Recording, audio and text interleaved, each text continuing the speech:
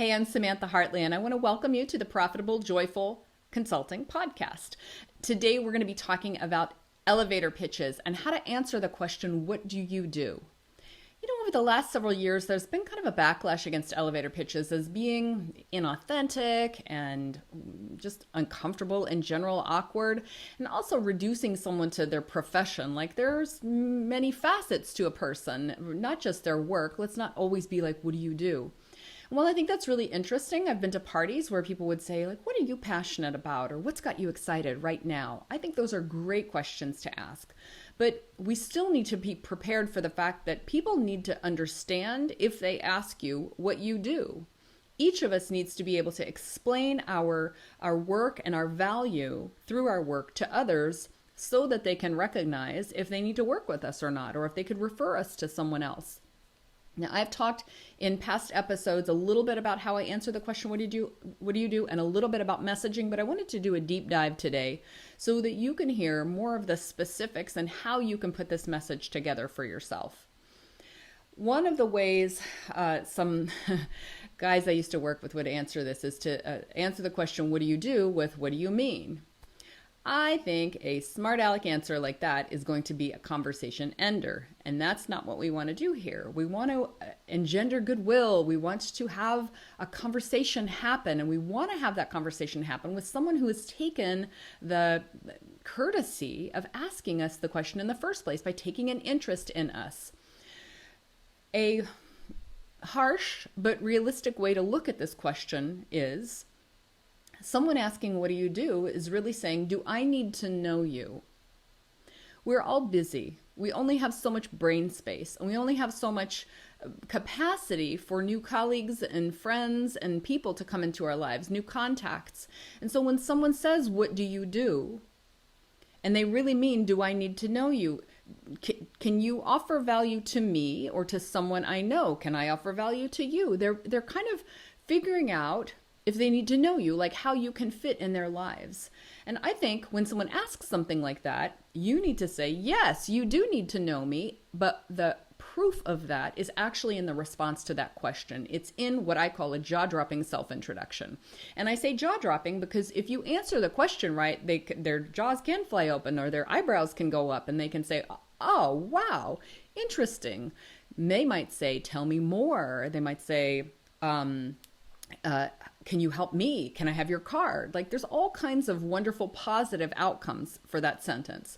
I think my most jaw-dropping of the responses that I ever got to this was I was at a Christmas party one year and this big guy in my town said, what do you do? And I answered him and he said, oh, can you come see me on Monday? And then I had an appointment on Monday and that turned into a $44,100 project. So the right answer to what do you do can be very profitable. It needs to attract enough attention so that a conversation can happen to determine if they have interest in what you do. So I'm going to unpack for you basically a formula, a way that you can answer that question so that that attention, you can get that attention and then turn it into interest and then turn that into clients. So one of my favorite ways to do this, and I have described this in earlier episodes, is that we want to talk about the target audience, the problem they have, and the outcome that you can get for them. Not everyone uses the problem. You can also kind of keep that in or leave that out depending, but it's a very powerful and effective ingredient. So I'm going to tell you when to use it and when you can leave it out if possible. So I'm going to just use an example today of having a target audience. Let's say I'm a sales consultant and my target audience are LMS companies. That's e-learning software companies. And I use that example because I've recently been reviewing a lot of them together with a client who's going to do an e-learning. So we've seen a lot of demos. So if I were a sales consultant working with those companies, I might address the problem of inconsistent sales, which I can tell you is because some of them don't do very good demos and others of them don't really follow up after their demos. So that's going to definitely result in some inconsistent sales. You'd think that really effective LMS companies would know this, and yet this is why sales consultants still have jobs. So it's a thriving market for them. If the problem is that they have inconsistent sales, then an outcome that this sales consultant might be able to get for them is to increase their sales by X percent. So let's say, for example, today, 10%. Then the elevator pitch, or jaw-dropping self-introduction, as I like to call it, would be, I work with LMS software companies who are struggling with inconsistent sales, and I help them to increase sales by 10%. That's a fine formula, and if I were in that kind of a company, that might get my attention. Now, there are ways that we can make that kind of a formula even more compelling. So how do you dial up the interestingness level of this so that you get truly something that's jaw-dropping? One of the things that I like to do is to add an adjective before my target audience that describes them. So in this case, the LMS companies might be fast growing, or they might be socially responsible. Adding something there which really hooks them and makes them feel like, oh, that was me. They're talking to me. So think about words that you might use there. Other things I love are motivated, open-minded. I've heard my clients use before. Figure out what that one word is that you could say that would separate your people from everyone else. Have them self-select. That word can really go a long way towards grabbing someone's attention. The next opportunity in here is how you describe the problem. A vividly described problem, or being really accurate about it, can help, as well as putting emotion into there. So in our first example, I said they were struggling with inconsistent sales, but you can say an emotional word like they're frustrated with inconsistent sales. And again, that can resonate more strongly with the person who hears you than other words. I really like to find exactly the term that describes them. Are they disheartened by? Are they fed up with? What's the word that describes how they're feeling? And I would take that word from the people who've come to you before. Like if you look at what your past 5 clients told you when you did your discovery call with them, what did you learn about them? Like how were they really feeling? Using that and mirroring them back to people in your marketing message is super effective at getting other people who feel just the same way. And this last piece of increasing sales by, let's say, 10%. I'm always looking for my clients to make a big, bold promise with their brand. And you make it through something like this outcome. If you're working with a company, and let's say it's a perfect client, remember in the branding episode, we said your brand is you on your best day. On your best day, and working with a perfect client, how much could you increase their sales? If you've had examples where you've done 30%, or even more specifically 38%, like some of your clients have increased sales by 38%, that number is going to be even more compelling than just saying increased sales dramatically or increased by 10%. So I want you to think about what's the boldest promise that you can make that you on your best day can deliver on.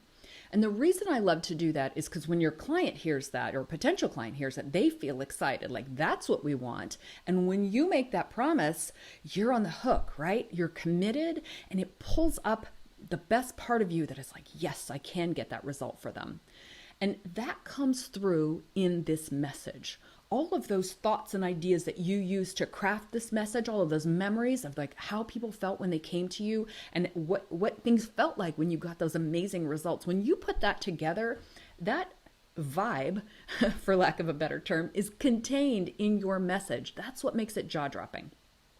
So I would love for you to do a little brainstorm on what these aspects are for you. What are the aspects of your message? And then here's the important thing. You want to test this out. I love testing this out face-to-face or on video with people so that you can see their micro expressions, how their expressions change as they hear each element of it. So do their eyebrows go up when they hear the beginning of it, or like down, or do they look confused? The thing that we're moving from is everybody has an elevator pitch that makes people's eyes glaze over. What you're looking for is one that makes their eyebrows go up and their jaw drop open, and for them to say something like, wow, I need that. They might also say, if they're your buddy and they're just giving you feedback, hey, that's pretty strong, or you know what, I wasn't quite sure what you meant here. And that's the feedback that you want when you're testing out your message. But keep in mind, as just kind of a little secret weapon, being able to see the visuals rather than just having someone react to it in an email or over the phone. It's really very advantageous for you to be able to see them while they hear the message.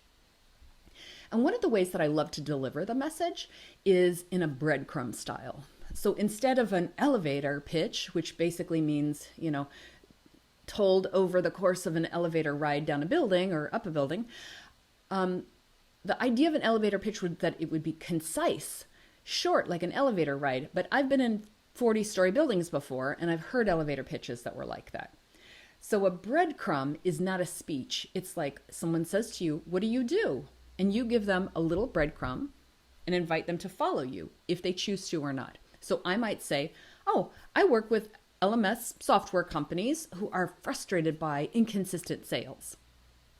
And then we stop talking and give them a chance to react to that. If they say, then we stop talking and we don't go on anymore because it hasn't hooked them. It hasn't interested them, and it's probably not going to. If they've heard the problem you solve and it hasn't hooked them, then we get to move on with our lives and go over to the buffet or talk about football or whatever. However, if they hear that and they say, oh, interesting. Well, tell me more about that.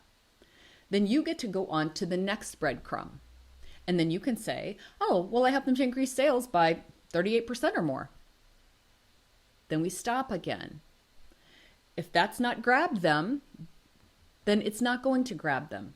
However, if we're lucky, they will say something like, "Oh, how do you do that?" And then we have a conversation, right? You're going to tell them how you do that, which I recommend you do in a case study and not in a process description. And then ideally, you're going to leave that situation with a business card, a referral, an appointment for a call on Monday, something that points to the fact that you moved them from attention to interest.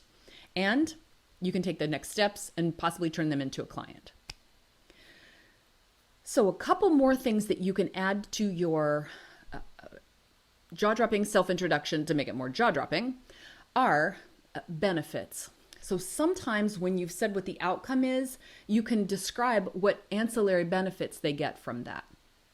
Just solving the problem isn't the only piece. They also want those benefits. So for example, what I promise is my clients will have more joyful and profitable consulting businesses.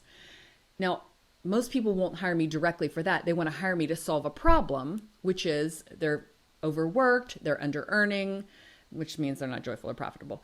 So the promise I make to them is I can help them to double their revenues without exhaustion.